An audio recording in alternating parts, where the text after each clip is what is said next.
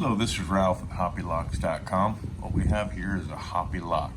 The way to identify it is to see that little logo that's right below that line, below the striker. It's in between the mishandling device and the striker. There's the deadbolt.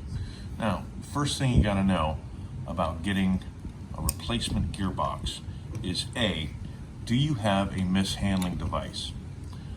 Consider that a yes or no button, okay? If you have it, then yes, you can get a new gearbox to replace your old one. If you do not have it, then you have to get an entire lock. Okay, what this is the faceplate, lock strip faceplate. This is the actual gearbox. And what you need to do, see that center where the handle goes through? You need to measure that first, okay?